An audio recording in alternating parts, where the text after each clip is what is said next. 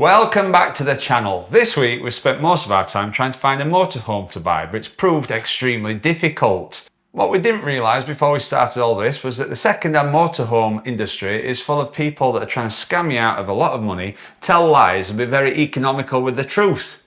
Yeah, terrible. The other thing that we found is that there's nobody willing to negotiate at all on price, even if we're going to drive over 200 miles to look at something. So we've got to ask ourselves, does the motorhome industry have the rudest salespeople in the whole of the UK? In this episode, I'm going to attempt to get a motorhome for my husband. That's really kind of you. With the usual problems of struggling to start in the morning and high mileage beginning to take its toll, can I find anybody willing to swap? Last weekend we rented a Roller Team T-Line 590. It was a sub 6 metre van and we really liked it, didn't we? Loved it, really loved the space, didn't we? Yeah, and when we got back, the first thing we did was fire up the computer and we tried to find a Roller Team T-Line 590 that was for sale in our price range. And we did find one. We did, yeah, we were so excited. Yeah, it was very good. So what we decided to do was to give the guy a ring. So we called him up and it was over in like East Yorkshire side. Somewhere in Hull. You'll find that we're not going to mention any names or particular people in this because we don't want to get sued. No. Spoke to the guy, asked him some questions. He told me that the van was absolutely immaculate, like brand new. That was the words he used. They're the exact words that he used. Yeah. So it looked good on Auto Trader. The only thing that it did have was quite high mileage. It was 2017 and it was 45,000 miles. But we didn't think this were a big problem. Reason being, roller teams are used for the rental market. So they do have higher mileage. But we thought, well, at this type of price, it would kind of... Let's look at it. Yeah, it kind of offset it. The guy actually said to me that if we went over and we felt that he'd wasted our time, he would give us the money for diesel. Anyway, that was it. Let's have a look. That was pretty good, weren't it? So what happened then? So we went over. We drove an hour and a half to get there. Turned up. Saw a roller team. Ooh. But it looked like it'd been in a pond for 2 years. A swamp. Like it'd been dragged out of the swamp. It was gungy. Well, horrible. So, and it weren't just surface thing. I think they call it patina. It weren't surface patina. Patina? Yeah, it's like, oh, no, it's not, no. It were algae. It was awful. Algae. But the thing is that a roller team, if you know it, it's got some really lovely styling stickers down outside. It looks really good. Decals. But these stickers, they were a right mess. They're awful. They were a mess. Oh, I'm just going to go and do something. Will you carry on telling them the story? Yeah, where did we get up to? So we went across and we got all these bad decals that were really badly damaged. So I said to the guy, oh, this isn't immaculate, is it? It doesn't look immaculate. And he seemed like very surprised. We said, go steady with that. Okay. Because I know what you like, you put too much stuff in. It's enough, it's fine. Yeah, is that it? Yeah. Yeah, it'll be all right. So, what were you saying? So he said, didn't he? He said, right, okay, so if you've got, I can get a price for these decals for you. And I said, well, if we're buying it off you, could you just sort it out for this price? He goes, no, they're very expensive. And I said, right, okay, so how much are they? He said, they're about £1,000. I said, would you fit them for us? Oh, no. I said, right, okay, right, so we're a bit disappointed straight off. Very disappointed, yeah, because it wasn't immaculate. At all. So then we went inside. Yeah. So I'll hand you over to the interior person. Well, I was very upset about the inside, actually, Andrew. Yeah. It was a bit tatty. There was scratches everywhere, which we kind of expect something like that because, it's not a new van. No. What about the cushion? I think the worst thing for me was that the seats at the front were turned round in a swivel position. Great. But actually one of them had a cushion on them. Nothing else did, but just the passenger seat. I thought that was a bit strange. And I moved the cushion, and underneath the cushion was a piece of sellotape holding the seat together. So I think they were trying to disguise the hole in the seat, the random cushion. So now we've got decals. We've got the seat, and then there was another bit of a seat, the bottom of the seat, also stuck together with sellotape. And the DIY piece of wood holding the TV in. Oh yeah, there was a little slot of wood on the little slot where the TV is. You'll know if you've got a motorhome, so you can adjust it. Slat of wood. I asked what that was, and he said, oh, Didn't see it, not seen it. not seen it before. He's probably just put it there just to store his piece of wood. Well, you could store your piece of wood there. There was one more problem with this van. What was that? The table.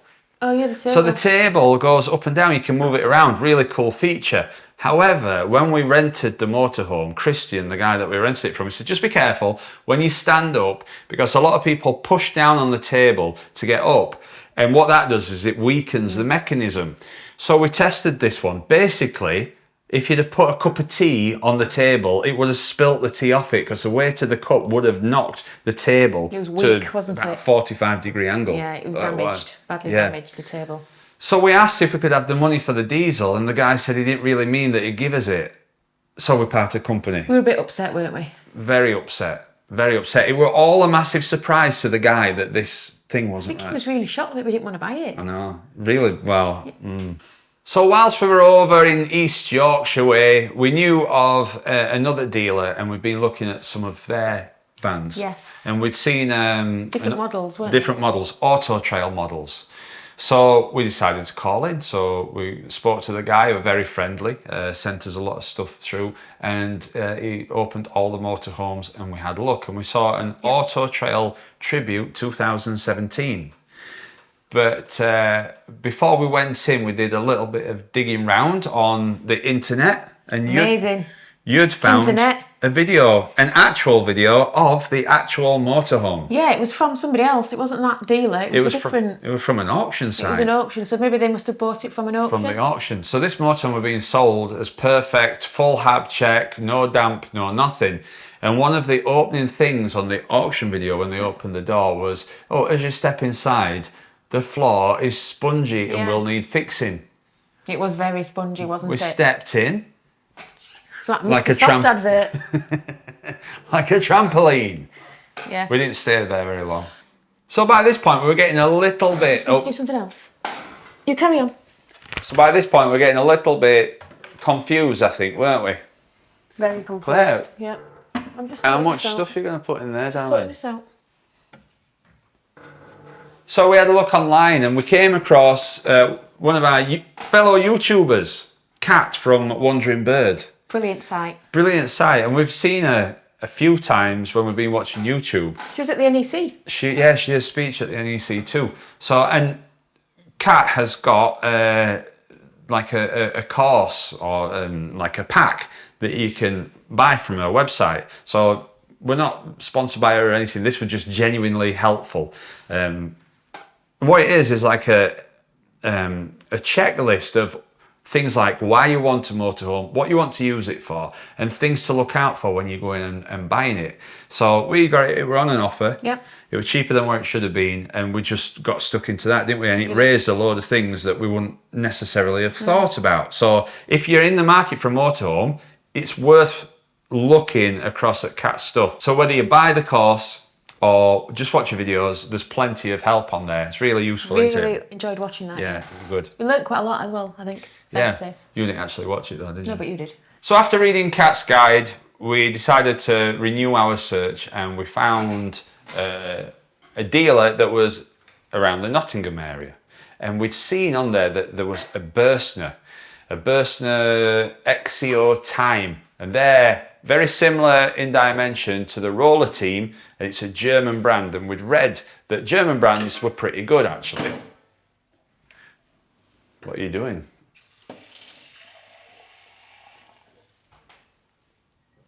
Would you like some pop? Yeah, please, yeah. So this Bürstner looked pretty good. It was a 2016, and it was just slightly overpriced.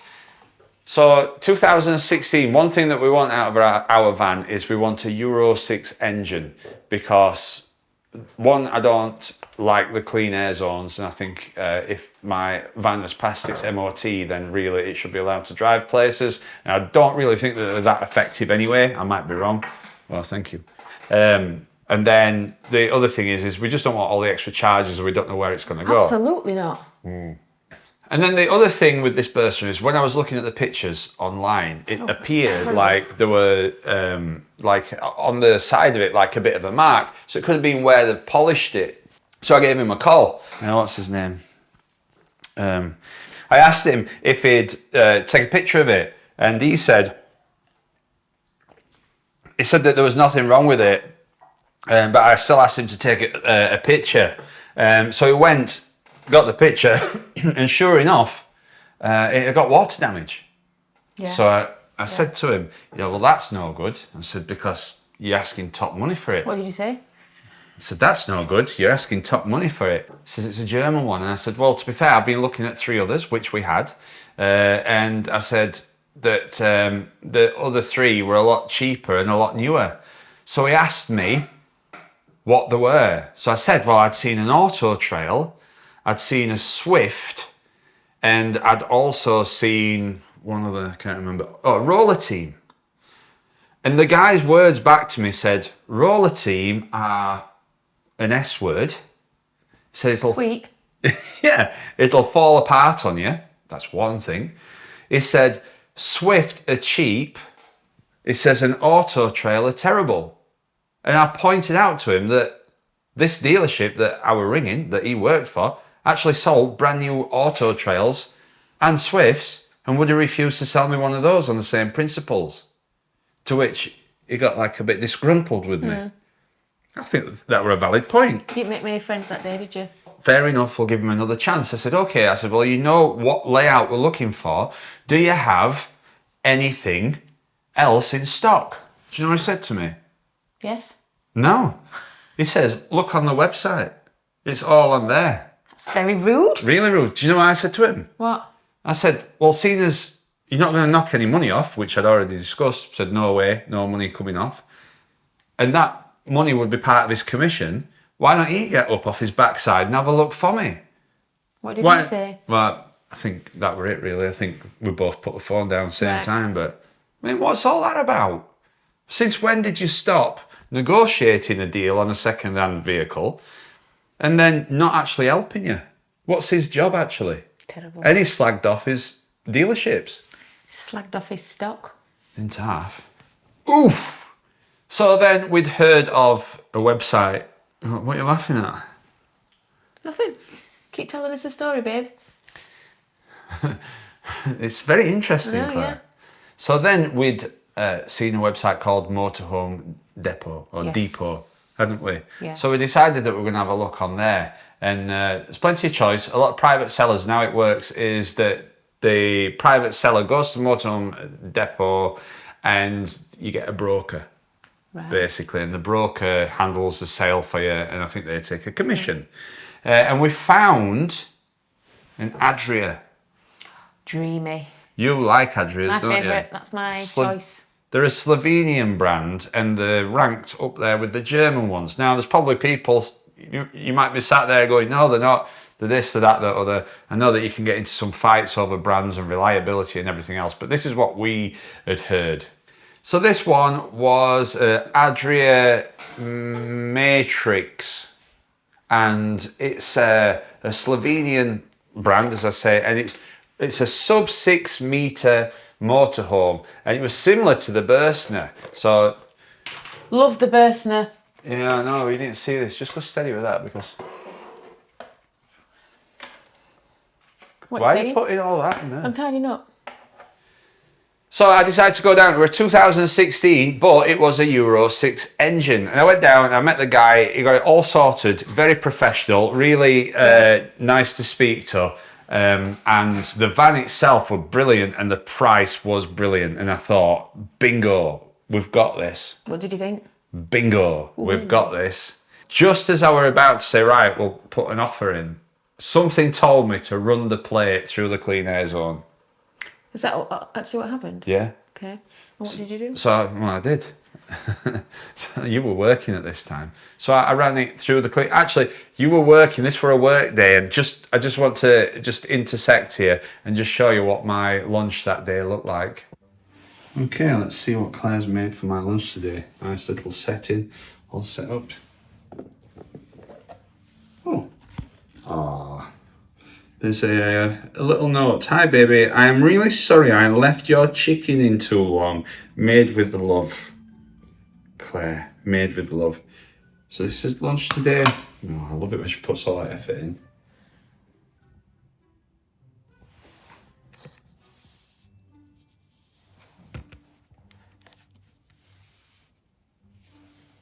Wow. That should keep a strapping 6'4" man going. I ran the number plate and it went in. And guess what? It is Euro 6 and it does clear the London ULEZ charge, but not Sheffield and not Bristol and not Bath. You've got a different tier system. How can that be? Have they got different types of air? I don't know. You've got different standards. How can it be cleaner in one zone and not in another zone? How Ridiculous. Does that work? So this engine was Euro. This engine was Euro 6, but it didn't have AdBlue. Oh, is that how it works? So the AdBlue apparently brings it down. Deal breaker. The guy was genuinely sorry, and I think he weren't trying it on. He was just genuine. You know. So we didn't get that, did we? We didn't get that one. And I liked a good Bursner. They were an Adria. Oh, I like a good Adria. Yeah. Yeah. Well, I did see another one as well. There were a Heimer. There were a guy with a Heimer, but it had some slight damage. Oh, sounds painful. So then we thought, right, well, we've kind of done Yorkshire and the east side. Let's go to a big dealership over in the west side of the north. West side. So they'd got a Swift in stock, a 604. Swift escape. Yeah. So I thought, well, I'm going to find out about this. I want to know, like, service history, you know, all technical stuff. Of course you do. So I rung up and they put me through to this woman and I said, oh, is there somebody there that can help me? And she says, well, I can help you. And I said, no, I think you've sent me through to the wrong department. I'd like to talk about engines, please. It's a joke, calm down. She told me a lot about the curtains. We're kidding. And what happened then? So anyway, so I spoke to a guy. Everybody's dying to know. What happened then? So I spoke to a guy and he did a walk round of this van. I said, okay. I said, well, you know, we've got quite a journey to come across to you. Before I get there, can you tell me if there's any damage? No, there's no damage. Turns out there were a little bit of damage, although it were only a GB sticker, but apparently this thing had been prepped. Yeah, no, it was scabby. It looked a bit scabby, didn't it? I didn't want it. That's it. Oh, hello. So I pointed this out to him. I said, look, we're coming a long way. You know, before we get there, let's just be straight with each other, because if it is right, we will end up buying it. But is there any room for manoeuvre on price? I said, absolutely not. I went, so we're not, there's no negotiation. Says, no, absolutely not. You won't get anything. They're all competitively priced. I went, right, okay. You won't get anything? Anything. Oh, actually, no, sorry. He said, we might be able to give you a year's road tax, but that's it. We're not talking like a small item. And there's absolutely... Very expensive. It blows my mind that there's absolutely no room for manoeuvre on these vans. I think That's it's... what he said, didn't it? Yeah. So... Especially when there's other people discounted. But he said, absolutely not. So I said, right, okay, no problem. Leave it with me. And then I messaged the guy and I said, look, if you can improve your offer, then we'll come and have a look. So I weren't asking for a lot off. I mean, I did tell him a figure and he said, absolutely not that. But that gave him the opportunity to say to me, I'll tell you what, we could go a little bit further on this for you. Why not come and have a look? Ignored me. Just to get us there, basically. Just ignored me. He didn't even answer it until 2 days later, which was the day that I'd said we might come over. And he said, all our vans are competitively priced. Will I see you today? Well, absolutely not. See you later. Yeah. So that's where we are. So after a week, 10 days, maybe even 2 weeks really of looking, we still haven't found our van. I know, I feel like Bono. You still haven't found what you're looking for. So that's I'm that. a bit fed up about it because we want to get this motorhome. I want a van, but to be fair, it's the hardest thing I've ever tried to purchase in my life. It's so frustrating. I feel like I don't want to even get in car and have a drive over anywhere, because when you turn up, it's just not as described. It's disappointing, isn't it? And then you think to yourself, well, you'll go for like a bigger place, you know, like with better reputation and everything. And to be fair, I found that they're probably even worse than some of the smaller guys. And then what really bothers me about it is that a lot of people, use the retirement money or the savings and they wait until they're retired and then they go and buy this vehicle. Yeah. And it seems that these guys are absolute vultures and all they want to do is to just rip people. Bad, innit? Yeah. So it's been a bit of a different video this week. We're hoping to get back to his travels next week. Oh, yes, please. But we can't do anything this week because St. Chris is up for sale. We don't want to run the miles up and we're trying to find a motorhome. So we need to come to you guys. Can you tell us, where did you buy from? Did you get a good service? Who do we need to speak to? Did you get a good deal? Also, what brands? So many questions that you have. I've got lots of questions, but no answers. So what brands?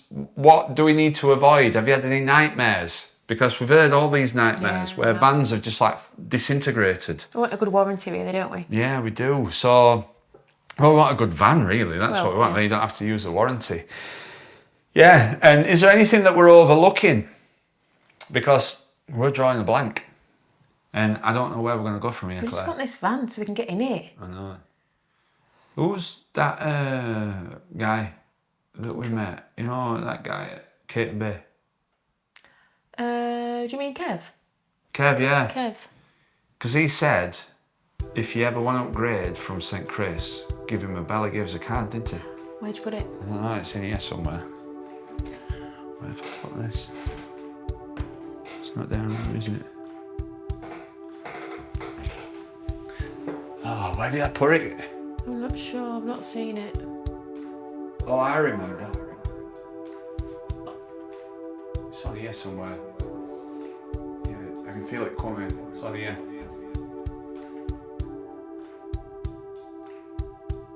Oh, I've got something in my head tonight.